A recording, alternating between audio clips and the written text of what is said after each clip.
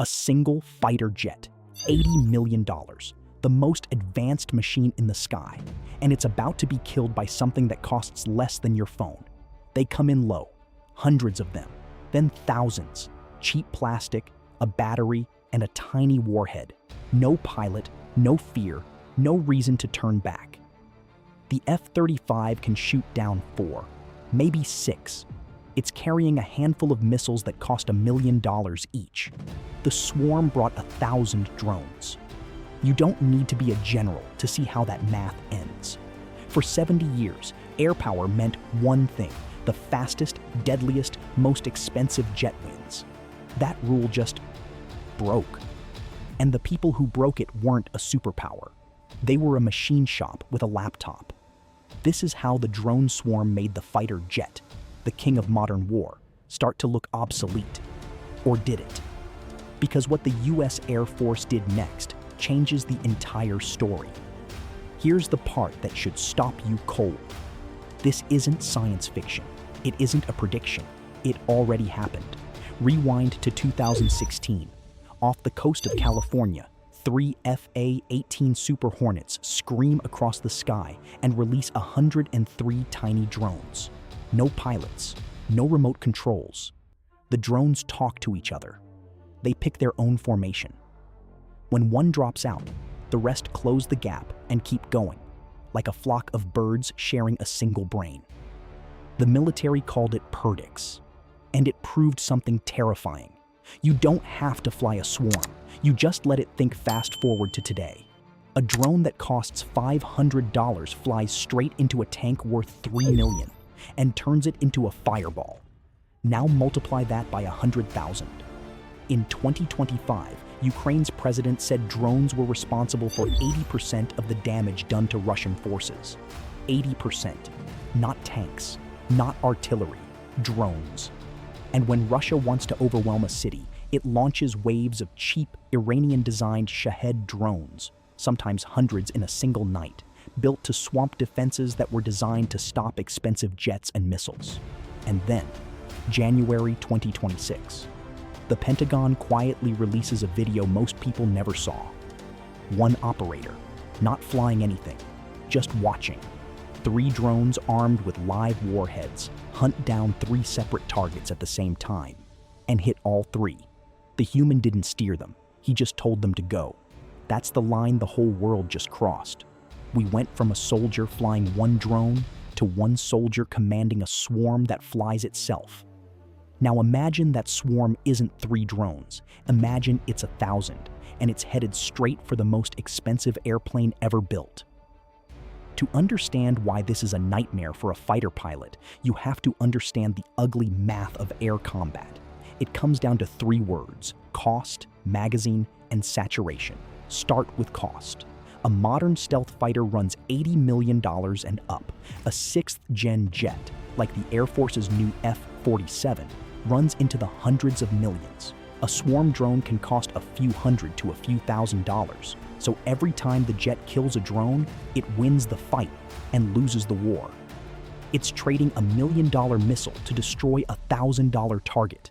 Do that 1,000 times, and it isn't the drones that go bankrupt. Now the magazine. A fighter jet is a hot rod with a tiny trunk. An F-35 carries only a handful of air-to-air missiles inside before it has to turn around and fly home to reload. And that round trip takes an hour. The swarm doesn't reload. It doesn't go home.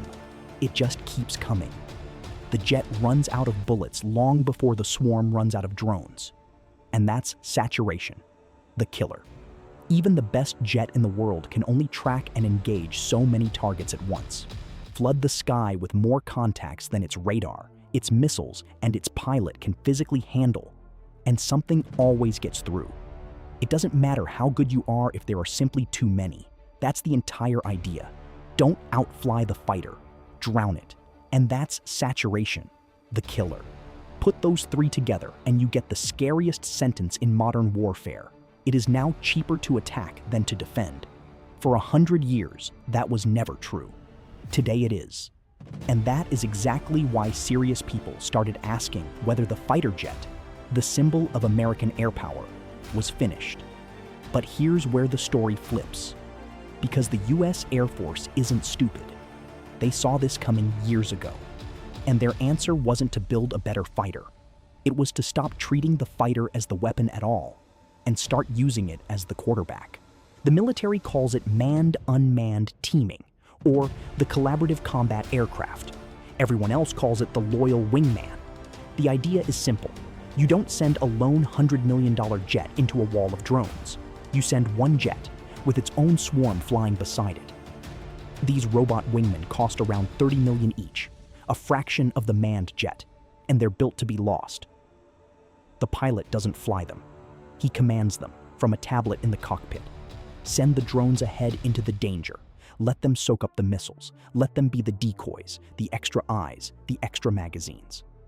The pilot stays back, out of range, running the whole formation like a chess player who never has to touch the board. And this isn't a concept anymore. In June 2026, the Air Force signed the production contracts, real factories, real airframes. 2 companies are building them at the same time. Anduril, whose drone is called the Fury, and General Atomics. The goal? Around 1,000 of these robot wingmen flying alongside the fleet. The fighter jet didn't die. It evolved. It became the brain of its own swarm. So the exact technology that was supposed to kill the fighter might be the thing that saves it. The jet stops being the target and starts being the one giving the orders. There's still one problem. Even with a swarm of your own, you can't shoot down 1,000 incoming drones with million-dollar missiles. The math still doesn't work. So the race quietly shifted to a new question. How do you kill something cheaply? 2 answers are already here. The first is the laser. The Navy already has one bolted onto a warship. They call it Helios, a directed energy weapon that fires a beam of pure light, and every shot costs about $3 of electricity, versus $3 million for a single Patriot interceptor missile. No reloading either. As long as the ship has power, it has ammo. Point it at a drone, hold it for a second or two, and the drone falls out of the sky. Suddenly you're trading $3 for a $500 target, and now it's the swarm losing the money game.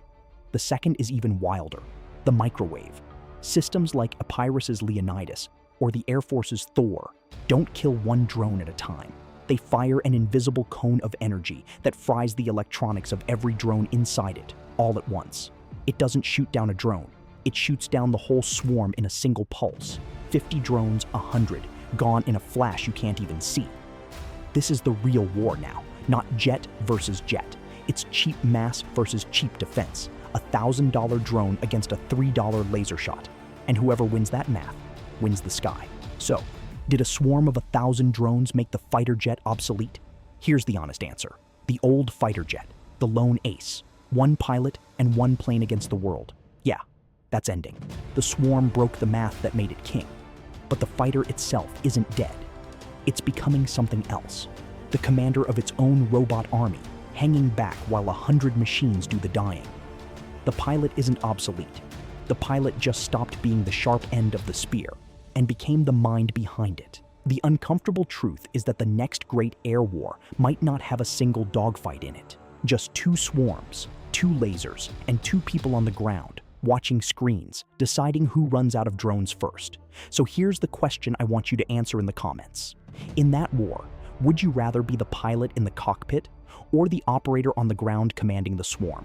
One of them is a hero, the other one wins. Tell me which is which. If this rewired how you see the future of war, hit subscribe, because on this channel, we break down the operators, the missions, and the tactics that are rewriting the rules right now. I'll see you in the next one. Echo 6, we are approaching the target area. Stand by for go code. Over.